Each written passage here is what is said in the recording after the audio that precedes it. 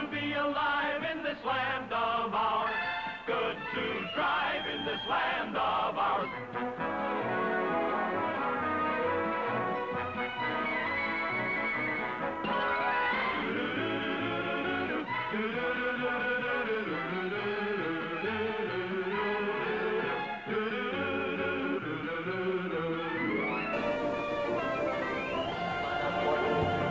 Hello, Canada hockey fans in the United States.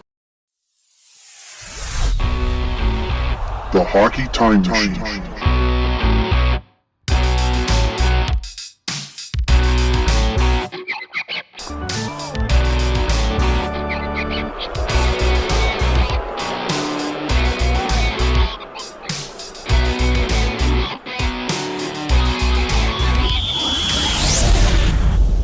Welcome, everyone, to the Hockey Time Machine podcast. I'm Mike Wilson, the Ultimate Leafs fan, and I'll be your host today, which promises to be a very interesting segment and one that has some personal meaning for me, which I selfishly will share. Now, today we're going to be speaking with three very distinguished gentlemen in their respective fields.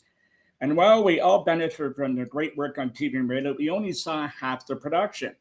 One thing everyone is aware of, but really doesn't give it much thought, is they not only have to get to the show and get the show on the air, but they also have to get that destinations as well and do the same thing again on the road. They also have lots of down and prep time before and after going on the air.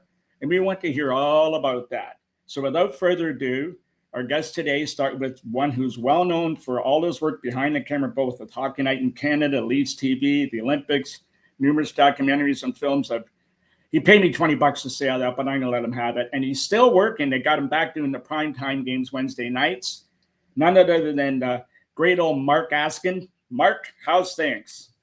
Excellent, Mike. I will also say I slipped you 30, so don't undercut me. Oh, sorry. Yeah, I forgot about the cost of beer going up at Scotiabank.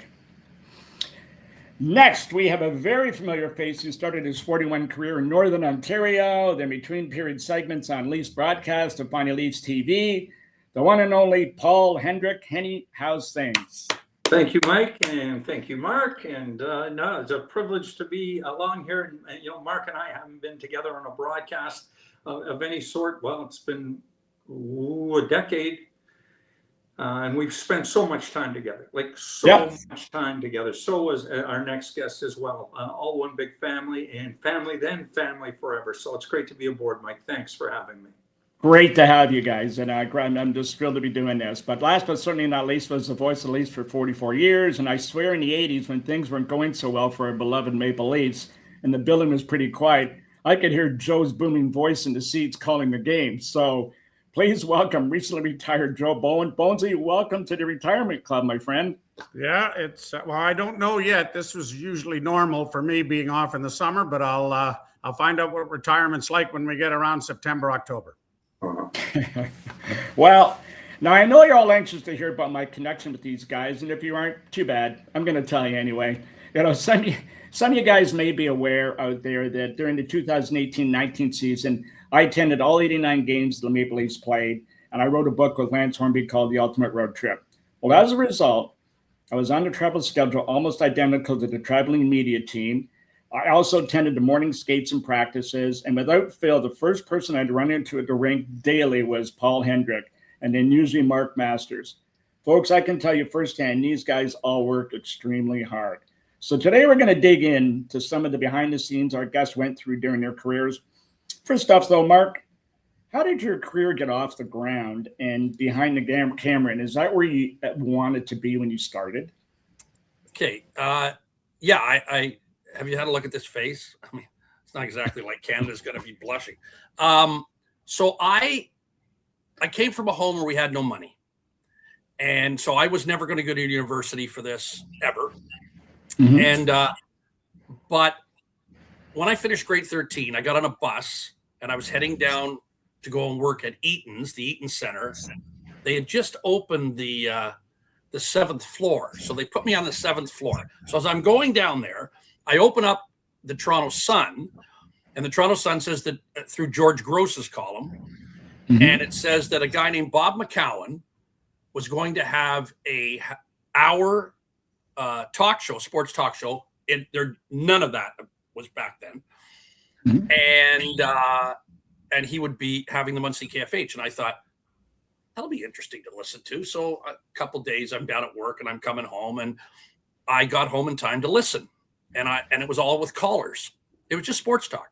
Now, everybody today goes, yeah, what big deal? Well, that didn't exist back then. This is in 1977. And so I thought, I'm going to see if I can call in.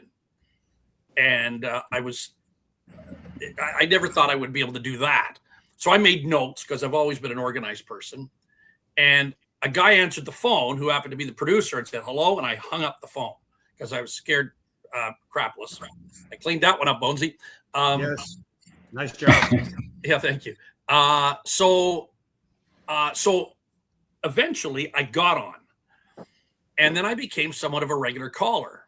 And Bob phoned me at home, rotary phone, and said, can I talk to Mark Askin, please? I said, you're speaking to him, sir. Who is this? And he said, it's Bob McCown. I said, right. Bob McCown's not calling Mark Askin in East York, Ontario. But it was. And he asked me 3 questions. And number 1 was, how much do you love sports? Because it sounds like you do. And I said, well, I love sports. Hockey's my number 1 thing. The Leafs have been my team since I was a kid.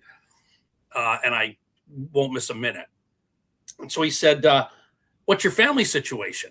And I said, well, I really like girls, but I don't think I have one at this moment, again, being 17.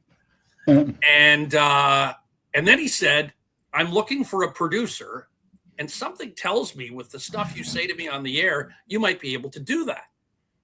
He said, where do you work? And I told him where I worked. And he said, well, listen, we're going to start a show in the fall. It's called Talking of Sports. And I need a producer because the other guy I have is Mark Hebscher, and Mark wants to go on the air. So I became his producer. I did that for 3 years.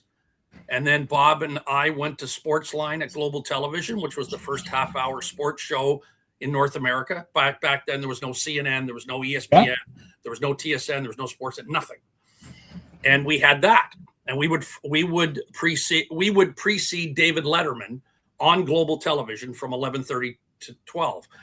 And that went until 1985. And then in 1985, Ralph Mellenby phoned my house. He didn't ask me what my personal situation was. He just asked me, we think you could be an incredible hockey producer. And I thought, I don't know if I could do that. And I didn't say it. And he said, how about coming down to meet me? I did.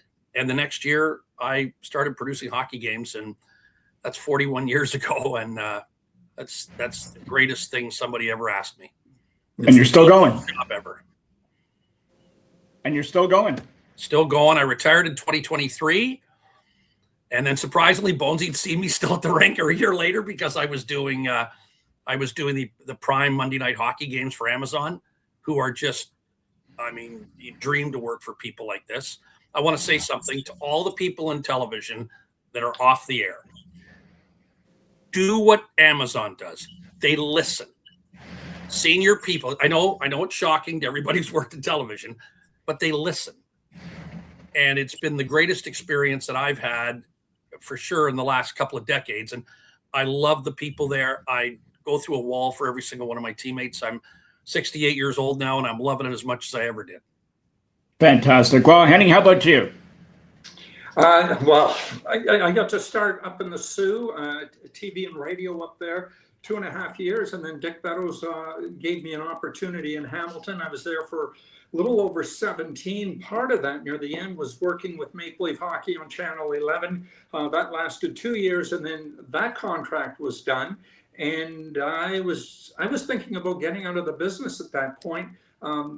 I didn't realize I couldn't go any further at CHCH. I'd hoped to get to Toronto. In fact, I was offered a job by Pat Marsden on a Friday. I said, Pat, let me get back to you on the Monday. But on that very afternoon, Pat leapt over Ted Stubing's desk and got into a fight. Pat took on the senior vice president of news at CFTO, and the job never materialized. And I was probably going to get out of the business. I just didn't know what I was going to get into.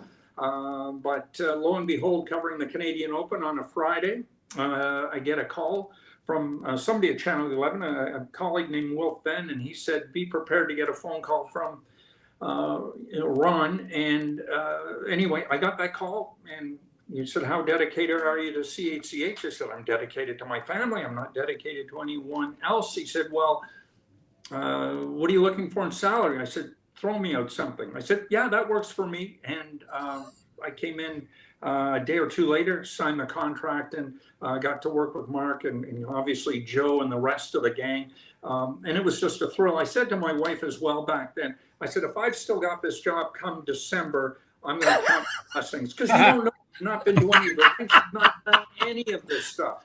And December came around. I had that bad laryngitis in Chicago. I don't know if you remember that, guys. Oh, yeah. December, yeah. And you, Mark, you had me asking, Gary Volka question. And he's just looking at me and laughing. But we got through that. Bonesy laryngitis ain't no fun. And, No, it's not. No, it's not, Eddie. Best game you did, Henny. Yeah, I was excited about Bars jumping over a table and getting in a fist fight. I'd seen that action in the Unionville Arms. So that's good. It's nice incredible. Ted Stubbe reference, Henny. Nice Ted Stubbe reference. That was Friday afternoon, and I was going to go to CFTO, and Lance Brown ended up getting the job. He'd come over from Edmonton, so it all comes together and things happen for a reason. And it was Mike. It was just a blessing. You get to work with these guys. Yeah. We have laughed. No one's laughed harder than we have laughed. And you throw Jim Ralph into that mix, and boy, oh boy, Harry Neal. And, well, there's lots of them. And Bonesy, another Northern Ontario boy, you wanted to be a goalie at one point, but took the media route. Yeah, no, I wasn't good enough to play. That became painfully obvious fairly quickly. Went to University of Windsor and got involved in the student radio station down there. And when I graduated, Mr. Plant, Bill Plant, who owned the TV and radio station in Toronto, who was really the best friend of my dad's, and my dad had passed away when I was 14 before I went into high school, but he kept the job open for me in the promotion department, and I got there, and a couple months later, Bill Catalano, who was doing the Wolves games, was moving on to CBC, and I walked down the hall and said, Mr. Plant, I would like to audition for the play-by-play job, and he said, no, I've heard you, here's the job. So it wasn't so much what you knew, it's who you knew, and I was there in Sudbury for 7 years, and then 3 years in Halifax with the Nova Scotia Voyageurs, and followed my broadcast partner, Mike Cranston, who was the morning man in Sudbury. He was out in Nova Scotia then. And then 44 years ago, Len Bramson called me and offered me the job to come to Toronto and replace Ron Hewitt doing the play-by-play on the Telemedia Sports Network, which was a dream come true. Well, now, Bonesy, walk us through your first day calling a Leaf game and how you prepared for that eventful night. Scared to death. We went the day before to Chicago, and I was nervous as hell, and I got in I wanted to go early and acclimatize. I'd never been in the stadium, so I wanted to acclimatize myself where I had to go. I'd written down a very nice little introduction to myself and introducing myself to Leaf fans and as the new voice and everything. And I got in a cab with the biggest man I'd ever seen in my life and started down West Madison Street through the toughest part of Chicago. And I thought, I'm going on my last ride and I'm not going to get to do a single damn game in the National Hockey League. But the mausoleum of the stadium came into view. I got out and got in and made the 97 stair trek up to the broadcast booth. And our engineer up there was having difficulty getting us on the air. And time was ticking and ticking and ticking, and he still couldn't make connections. It was all whatever. And literally the puck was coming out of the official's hand, and he just pointed at me and go. Well, all of that prepared stuff was thrown out the window, and it was game on. And maybe it was just as well we did it that way. Now, Mark, your first time running the show behind the camera, what were your expectations going in, new in the job, or, new for you anyway in that position? And once done, what was your initial thoughts of your performance? Can you swear? Sure. I was horse shit. I was scared to death, and it was Hockey Night in Canada, October 21st, 1986. And I'll never forget, back then when you were new and you did CBC, you worked with a lot of union guys. And I remember somebody telling me, if you really want to be a success at Hockey Night in Canada, you've got to be good to the technicians because they'll make or break you. They're going to work there forever. Got it. It was easy to make an acquaintance with so many of them. Al Mountford is the one who's the greatest game cameraman. Actually, the game camera that you watch every game is based on what Al did in Toronto. And he did it from the late 50s until a number of years ago. And I can speak for the other two guys, and I know this, there was never more of a character in the history of hockey than Al. And Al made me feel welcome. And I don't know why, but I was kind to everybody and stuff, but I was scared to death. And back then it was different because back then it was a director and a play-by-play guy's show. And the color guy got in maybe 3 or 4 times a period, whether that be Brian McFarland or even Harry Neal his first year. Harry and I did the same first year together. And so stoppages were pictures, shots of a guy, shots of the coach, shots of this. You didn't drive replays the way you do now. And I remember sitting there going, commercial on the whistle, and we go to commercial. By the way, in those days, you had 7 30-second breaks a period, and they didn't stop the play. So you had to steal them. And my biggest fear was we would be in commercial when a goal was scored or there was a huge fight or something like that. So I don't think I concentrated on producing the game. In fact, I know I didn't, as much as making errors that would cost me this career that had just began. But you soon learned that everybody on that show, and I don't care whether it was us 7 or 8 years later or 5 years later, the three of us, everybody that we worked with cared. And that's what made life easier for me. I mean, you soon learn that everybody's pulling the same direction and we just want to have the best possible show, and they make you look good because they are just the greatest pros ever. But I was scared shitless the first night thinking, and I also thought I'm going to be fired because that's not good enough. And Frank Selke Jr., who was, I'll never forget this. I got a call. They called the truck and he said, I want to talk to Mark at 11 o'clock on Monday morning. And I thought, holy Christ, I'm going to lose my job. And I said, is he okay? Oh, he didn't sound happy, but that's Frank. It's a weekend. And I went into his office and he said, okay, judge yourself.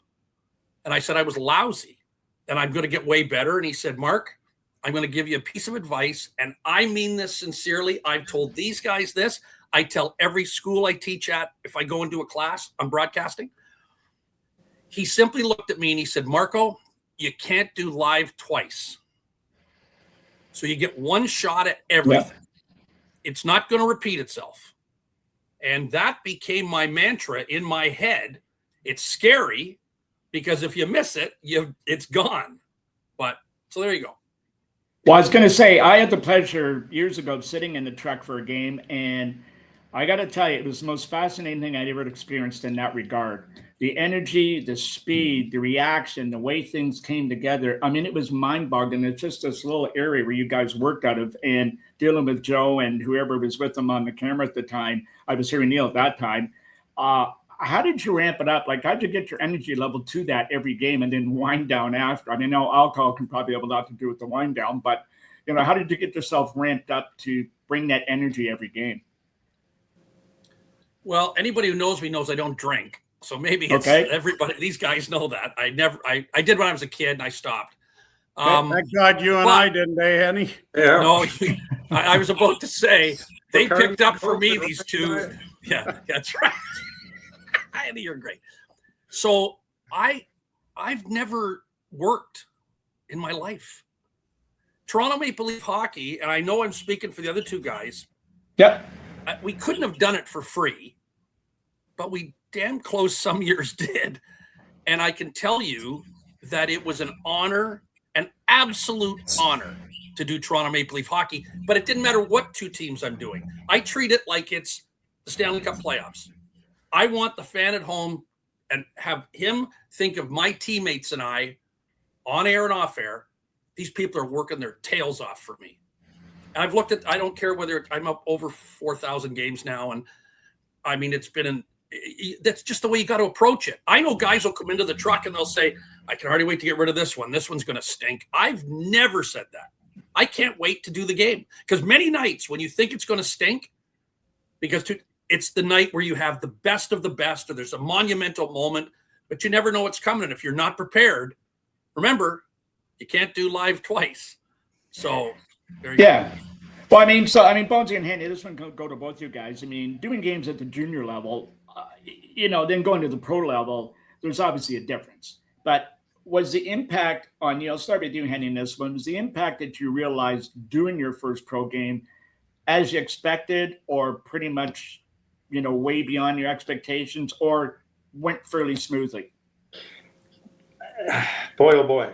I was like, again, I didn't think I was going to make it to December, but you plow on, you get the privilege of working with these guys.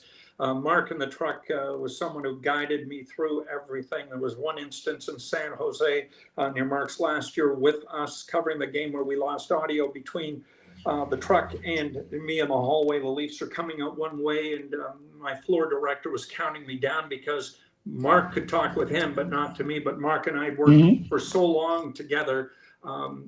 It went flawlessly. And that's just having confidence in who you've got in the truck. And we had the best truck.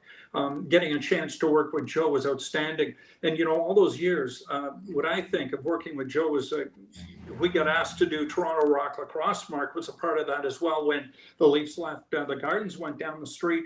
And the Rock were just starting to take off. And Joe and I looking at a VHS tape at our hotel in Dallas. And I'm going, this is kind of like basketball, but, on artificial turf. Joe, of course, picked it up like he'd always done it. And it was the most exciting stuff. And as great as the Leaf stuff was, guys, that Toronto Rock experience was absolutely fantastic. And I just still listen to Joe's call, Caleb Toth, and the winning goal. And we just owned it. And, attendance after that one game, the first game we did, went up from like about 9,000 to 16,000, and they drank more beer at those games than they drank at Maple Leaf games, right? And so did Joe. Properly placed, but that was good. Just the opportunity to Mark in my ear. And another quick story: we're in Philadelphia. Trevor Kidd's right beside me. He wasn't playing that night. I'm going through my stuff, and it's a fairly long opening. It was our third game in 4 nights. I was exhausted, nervous. I'd forgotten as to where we were going, and Mark literally in my ear goes, "You're lost." And I just sort of nodded quietly, and he just nodded and said, "We're going to X." And then I was able to pick up as if no one knew the difference. And that was just having the confidence of those guys in the truck. And of course, getting to work with Joe and Harry, eventually Millsy with Joe as well. It goes on and on. It was an absolute privilege. And I can't believe I got to do it. I just can't believe. Now, Bonesy, for you, the biggest adjustment for you, now, one of the things I would imagine would be, now you probably got a taste of it in Nova Scotia, was with the infusion of more Europeans coming in, the pronunciation of some of the names, especially when it became the Russian names. How did you prepare for that? And part two of the question I'll give you to roll with it is, you started on the road in Chicago. How did that whole road trip hit you the first time around when you went through the circuit? Well, I never really thought the Russian names were difficult because I grew up in a Ukrainian neighborhood in Sudbury. And so the Czechoslovak names, though, they have 18 letters and don't use a half of them. And I remember, I think Paul will remember, we were with Pat Quinn out in Banff, and we had Thomas Cobberley sitting with us, telling us his name. And going over and over and over and over, and it was Cobberley, okay, good, right. And then his brother came over, and it was Cobberlaw. And I thought, well, if they can't get it straight at the breakfast table, how in the hell are we going to get it straight doing what we do? So I think the Czech names are probably more of a chore, but I didn't have much trouble with the Ukrainian or with the Russian names, but and the game in Chicago was a one and off. We came back and played in Toronto after that. But going to all of these different arenas, the only NHL arena I'd ever been in was Maple Leaf Gardens because I did junior games there with the Wolves. And I'd been to the Olympia Stadium in Detroit. And by the time I arrived on the scene, the Olympia Stadium was no more. So they were all new. You had to kind of find your way, where you had to go, who you had to talk to. You had an engineer in each building. So you had to make contact with them and get everything kind of organized. So it was thrilling. I mean, you were in the Big Apple, the big stage, and it was worth its weight in gold. And it was the dream come true and the dream job. So you went about it realizing that it could end any moment, but do the best you can, and hopefully they want you back for the next one.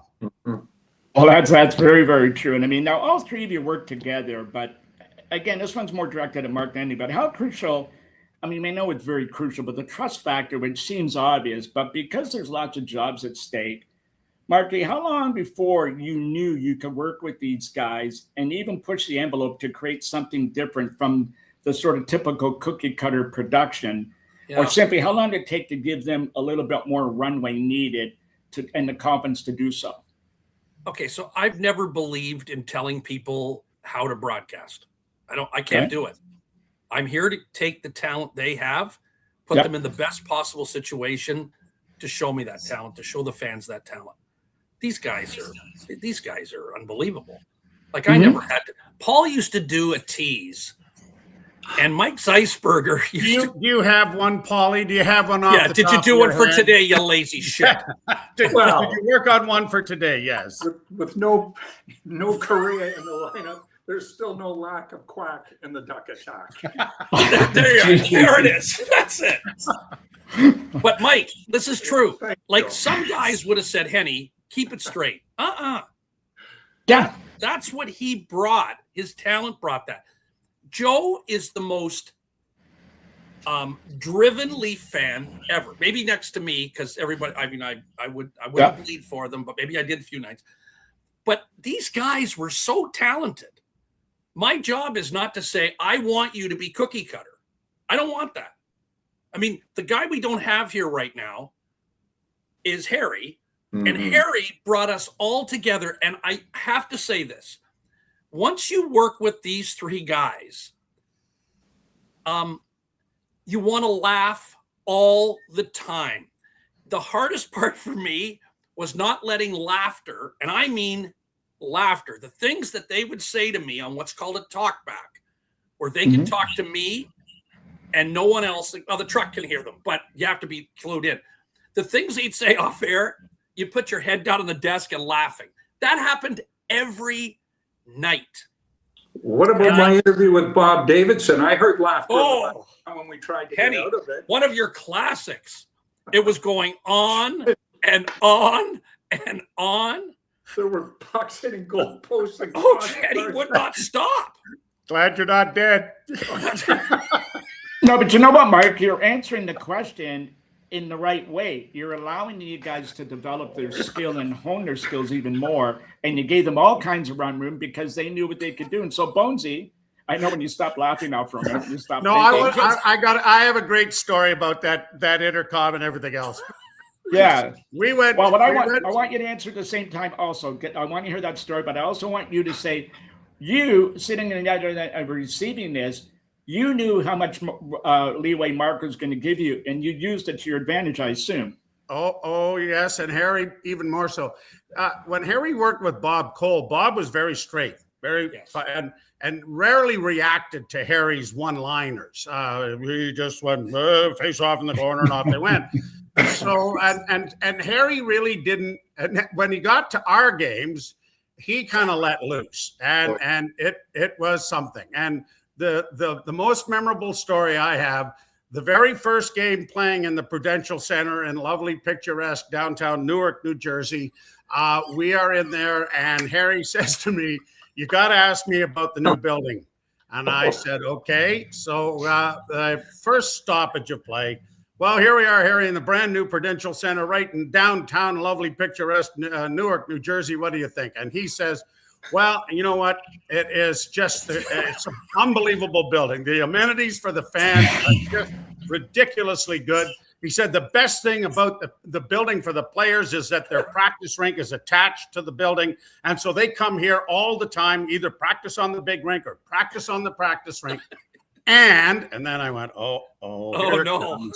Here it comes. And he says, it is the only rink in the National Hockey League that has a shot clock both inside and outside the building. And I lost it. I was howling.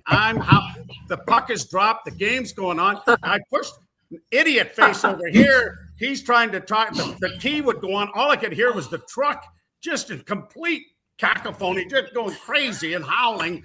And I can't get it back. And Cheshire Cat Harry just sitting over there like nothing's going on. Well, that was all well and good till the first period intermission arrived. And there's at our door, and Lou Lamorello is there. And we found out that they weren't doing the game on TV. So our feed was going through the building. And Lou didn't find the humor nearly as funny as we did. Bonesy, and that's probably one of the reasons we never got on the damn charter when he was the general manager. That's it. Well, he when he got here, he came to me and said to me, Marco, do you guys still do those jokes where you make fun of the building? And I said, well, Harry's in his last year, so consider it done. He said, I had to act like I didn't think it was funny, but it was bloody funny. It was one of the best lines I'd ever heard.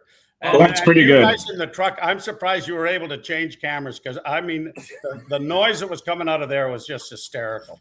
Just hysterical. Mike, the longest road game ever was in New Jersey as well. Just Boxing Day night in a blizzard. And I know Joe's got his version of things about Mark and I. How are go the ahead, shoes? boys. How are the shoes? No, we're in the media van. We're in the media bus, smaller bus, and we get stuck. Well, we're getting out. Me and Ralphie and a couple of other people getting out to get us out of the snowbank. Oh no! These two fools. Oh, they're sitting in. No, I got new shoes. I can't get it. And Colton Orr and some of the players get out of the other bus and help push us out of the damn snowbank. Meanwhile, these two fools, dry as a spade. And then we were there for what? 3 days? 3 days. Yeah. With a toothbrush. Yeah. That was the change we brought. We flew in the day of the game, and we were supposed to fly out. And we were there for 3 days. Had to turn the underwear inside, outside, back, front, and front to back in order to get a fresh start. Mike, can I tell a story? Go, please. Okay, yes. Okay. So when we were in Washington, we would never eat downtown. We always wanted to go out to Bethesda, Maryland, to a crab shack. So we would get, sometimes, I'll get to Pat Quinn later, but we generally would take cabs out. And they treat us great. We'd sit at a huge, long table, Bonesy, Henny, me. I think Wilbur came and Ralphie came. All kinds of those guys came. So we're sitting there eating, and it's awesome, and we're having a great time. And the language is bad, but we were loud, hard to believe. And so now we go back for the second year, and the leader of that place, the gentleman, treated us unbelievably well. Like he just anything we need, free stuff. We didn't want it. We paid for. We give him a big tip, but he was tremendous to us. So great. So Bonesy says to me, "We gotta see if Pat will come with us." So Pat was like my dad. I could go up and ask Pat anything. So I go up to Pat. I said, "Pat, we're going to the Crab Shack next week when we get to Washington." He goes, "Marco, what the hell is that?" I said, "It's awesome. The food is fantastic, but you can't wear a suit. So you can't wear a suit. So bring a sweatshirt, jeans, because you're going to splatter it all over yourself." So, okay, so that's a week before. So then just before we're leaving, I said to Pat, "Did you bring something to wear?" "What the hell are you talking about, Marco?" I said, "Did you bring something for dinner?" "Oh, it can't be that bad." "Okay, I swear to God, he says, I've got something. We've kept the bus here so we can all take the bus over. Remember this, Henny? All take the bus over. And it was awesome. The bus will wait for us and take us back. So Bethesda's probably about a half an hour from downtown DC. So we all get on, and Pat walks on with a suit with a vest. And he says out loud, who's the neatest eater here? And then Bonesy, I think, said Mark is. So, okay, well then sit with me, Pat. So we go to walk in, and Joe says, I've got to talk. I'll never forget this. I've got to talk to the guy who took care of us the last time because he was great, and we've got to have him. So Joe goes in first, and he goes, where's that guy that used to own this place? We need him coming all the way in here from Toronto. Where is he? And then a voice in the back goes, he died. I've never seen 30 guys laughing so hard in my whole life. Now we're going over, and Pat sits beside me, and you're cracking crabs. And he says, how do you do it? What's that? Nothing. Okay, I should have got that one. So we're cracking crabs, and I said, here's how you do it, Pat. And he says, I'm doing it on my own. So he got really pissed off, and he cracked one, and the juice went all over his shirt, his tie, his jacket. And what the F is this? What are we doing here? Can't we get somebody to serve us this stuff? But Pat loved it that night, too. All I can say is, if this group went out, if this group, the three of us and the rest of the guys around that broadcast group, went out to do something, it was monumental funny. And when Harry and Joe and Henny, I would sometimes just sit back and just think, they're paying me this? It's like what I said before, Mike. Never worked a day in my life. Yeah, Mark, Joe, you forgot to mention Pat cutting up his fingers. Those claws were off sharp, and the next night he got the stains on the three-piece suit. He only brought the one suit. It was a one-gamer. Three of his fingers are all bandaged up. Well, and the other thing, Hetty, he said to me, he said, I'm going to smell like this for 3 days. What am I supposed to tell people when I get home? I think it was a 2-game road trip anyway, too. Yeah, he's probably going to have to wear that the next night. Yeah. Well, Henny, I was going to ask you just, I want to get back to this, and we will, but Bonesy, I know you didn't have as much interaction with the players maybe as Henny would have, but so you're more directly involved. But how did they initially respond to you interviewing them? And as an example, I remember Michael Landsberg telling me once as a rookie journalist, he approached Steve in the Jays locker room, asked him for an interview, and Steve told him F off and kept walking, just blew him off. You don't have to name any names, but did anything like that ever happen to you where you immediately accepted?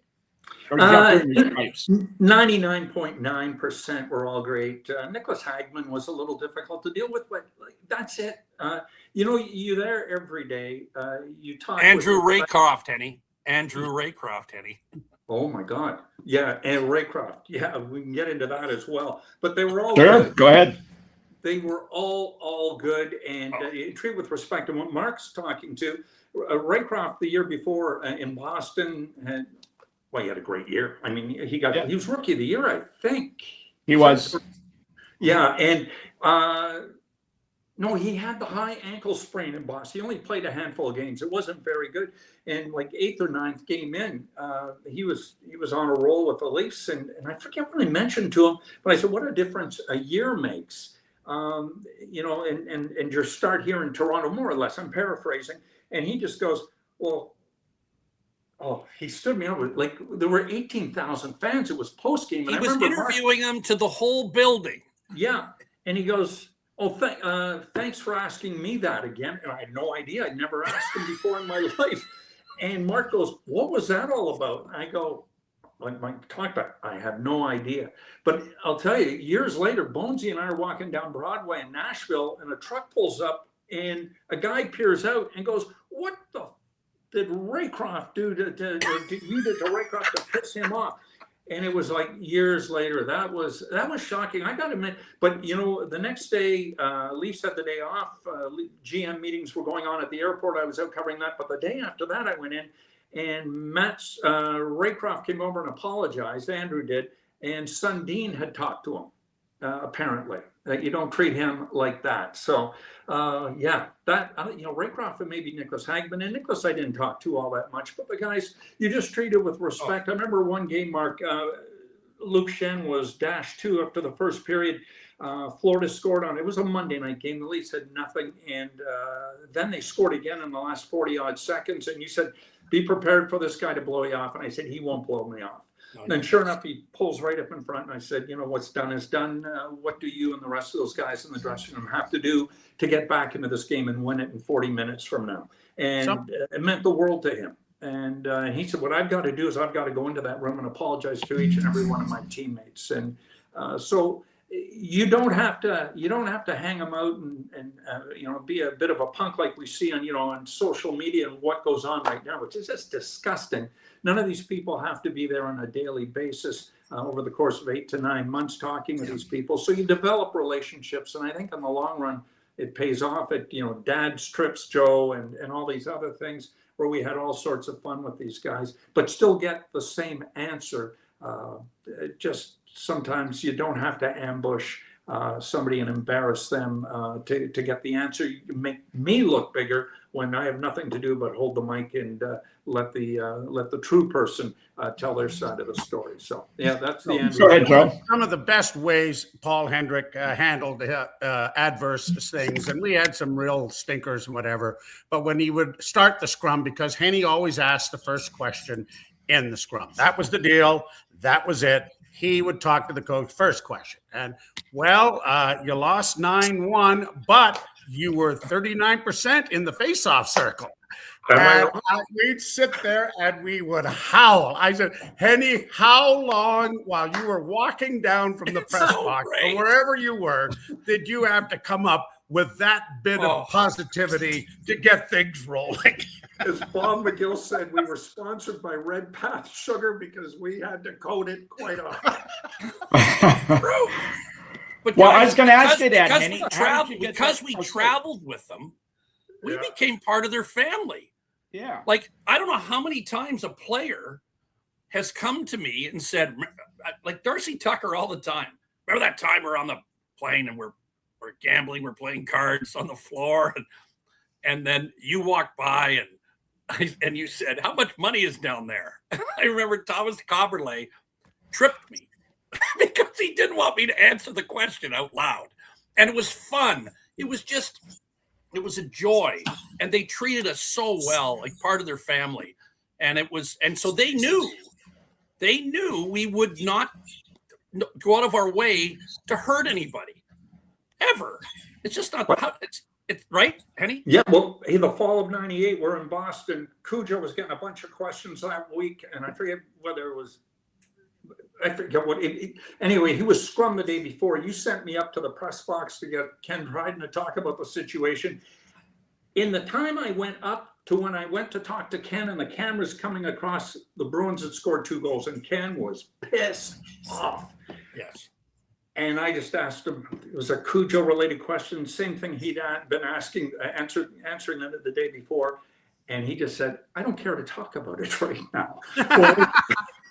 We were on the Leaf plane that night. It's the old Chicago Bulls plane where everything's compartments. And I'm sitting in the fetal position in my seat. And you can see the silhouette of Ken coming down. I said, Ken, please sit down. He didn't sit down. He just glowered at me. By the way, we all sat in the back. Yeah. But until Seat Stealer took over, Henny. Until Seat Stealer took over, Jamal Mayers, he wanted us moved up. But we sat in the back. Yeah. And I can remember in front of us, Henny, Nick Antropoff and Alexei Ponikarovsky sat right in front of us. And I showed them Triumph, the Insult Comic Dog, on my phone on YouTube. And I've never seen 2 guys. How do you get this? So I told them how they can watch.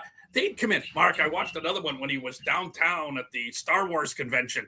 And like, you'd never get that out of them if you didn't have a good relationship with them. Yeah. And we all did. We were part of the group. We didn't have anything to do with wins and losses, but they knew they could trust us. Well, you weren't going to ambush them. And, I'm sure you saw stuff on the road that, shouldn't be public information. Or, it's going to happen anywhere you go with anybody in any business. That's just the broadcast. They trusted you guys. Now, Henny, I did want to ask you, that was a question I had, is I know you had the distinction asking the first question. How did that come about? Was that just anointed to you over the years? Or? No, it happened. I think we might have been in Florida, and it was when Ron Wilson was coaching. Yeah, it was with Ron, and every game was a disaster. And Ron would just sort of look over to the side I was on.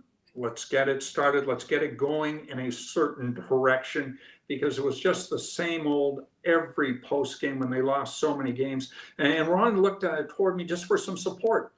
He was going to get the usual stuff, depending on who was traveling and covering the team then for those particular games. But it began with Ronnie Wilson. Oh, that's great. Now, Bonesy, you touched on that a couple of seconds ago, that you did get some animosity back from. I was going to ask the question of you and Paul, and maybe even Mark too, to a degree, that, you know, players, family, and friends were listening to the broadcast, and maybe sometimes it wasn't always positive going on the air with what a player did or didn't do. I'll start with you, Bonesy. But did you ever have a player approach you about something that maybe you said about him or didn't say about him that somebody had mentioned to him? Not once. No, I don't think we did. Not you guys never? Not No, once. not once. Nope. Nope. Now, what about from other teams? What kind of feedback did you get from other teams, or fans more like it? Oh, I mean, think- obviously, when the internet got going and whatnot, Yeah. you didn't. I mean, it was like Jack Edwards. You know, he wasn't everybody's cup of coffee, and I'm sure I'm not everybody's cup of coffee either. So, but as far as the players and management, and I never. Well, just once, and that was Lou Lamoriello coming into. But we weren't working for him at the time anyway. No. But I never had any kind of disrespect or whatever.